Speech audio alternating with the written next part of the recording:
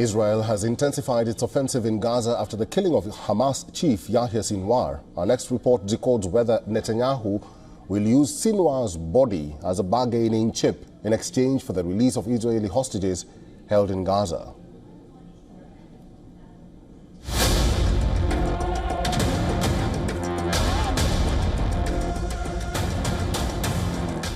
Hamas chief Yahya Sinwar is killed. The year-long manhunt that consumed Israeli and US intelligence services has ended. Well, 2 days ago, we took out Yahya Sinwar, the terrorist mastermind whose goons beheaded our men, raped our women, burnt babies alive. We took him out, and we're continuing our battle with Iran's other terrorist proxies. We're going to win this war. The mastermind of last year's October 7th attack had dodged the Israeli military in an endless warren of tunnels, dug beneath the streets of Gaza. Rarely coming above ground, he communicated only through courier to evade electronic surveillance. Sinwar's killing has intensified protests across Israel.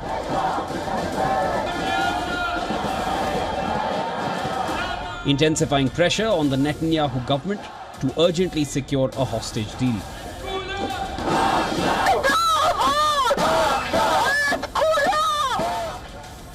I think the recent developments, especially Sinwar's death, makes us both extremely anxious for her fate, but also hopeful that this might be a turning point, that this should be used as a means to seal the deal, to end the hostage situation and bring them all home now. After the IDF forces killed him on the 16th of October in southern Gaza, Israel is now in a position of using Sinwar's body as a bargaining chip in exchange for the release of Israeli hostages held in Gaza. Sinwar's remains are currently being held in a secret location in Israel. More than 100 hostages are reported to be still held in Hamas captivity in Gaza, and reports say the Netanyahu government is actively considering this significant window of opportunity for the return of hostages. Netanyahu has repeatedly called on Hamas members to lay down their weapons and return the captives.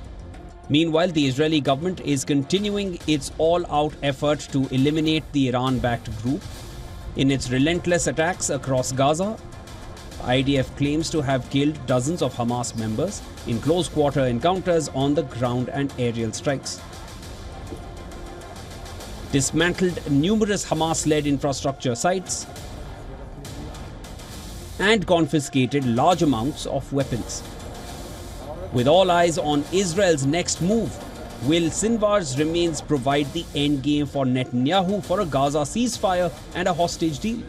Bureau Report, WION World is One.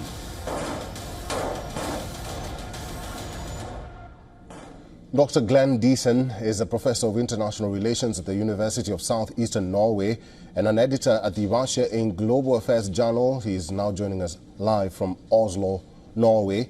Dr. Diesen, thank you very much for making time for us and welcome. What do you make of our reports that we just aired? Do you think there is a likelihood of the Israeli Prime Minister using Sinwar's body to try and force Hamas to release the hostages?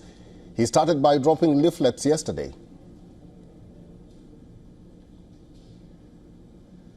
This end, but I would say it's quite unlikely to be successful, and also I think it could tarnish Israel's reputation in the world, possibly even more, because of course it can be presented as a moral, from a moral position, that it's a reasonable way to get hostages back. On the other hand, it's a form of utilitarian ethics that is doing effectively something appalling as long as it serves an end. So again, the end justifies the means. Now, this all implies that one is not going to hand over the dead in a war.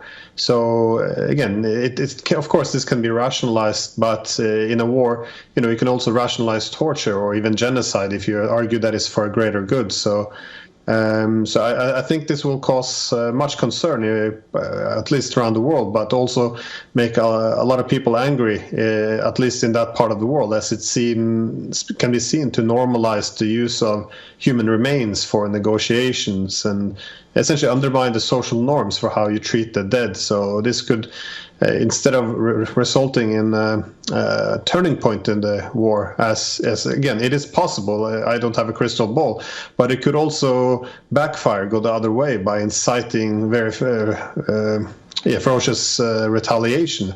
So it can also set a very dangerous precedent if we're now using the dead of dead combatants of either side for blackmail or as a bargaining chip. Dr. Yahya Sinwar seems to have been the last straw for Hamas. Both their leaders have been eliminated by Israel, and it looks like the ceasefire talks have now been placed in the back burner. What's your prediction of what's going to happen henceforth, given that both Israel and Hamas have vowed to fight on?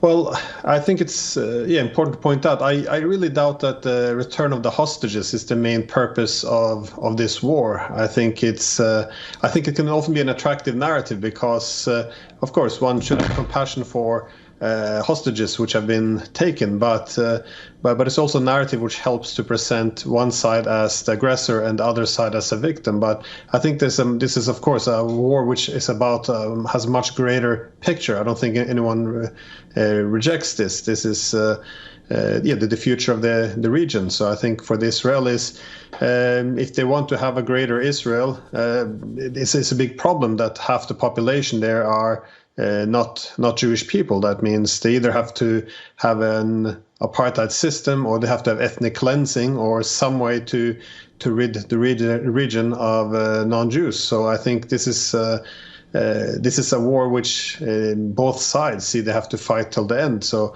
I don't think Hamas will be able to put down their weapons and accept any subordination. I think they will only use this to further fuel supports for their own ranks and continue this conflict. So I only see escalation, to be honest, within Palestine, but also now with Lebanon, and of course the possibility of Iran being pulled in quite reluctantly into this war would also be devastating for the entire region. So it's really a dangerous path we're going down. All right. We'll have to leave it there. I've been talking to Dr. Glenn Diesen. He's a professor of international relations at the University of Southeastern Norway and also an editor of the Russia in Global Affairs journal. Dr. Diesen, thank you for your time and for talking to us today. My pleasure. For all the latest news, download the WION app and subscribe to our YouTube channel.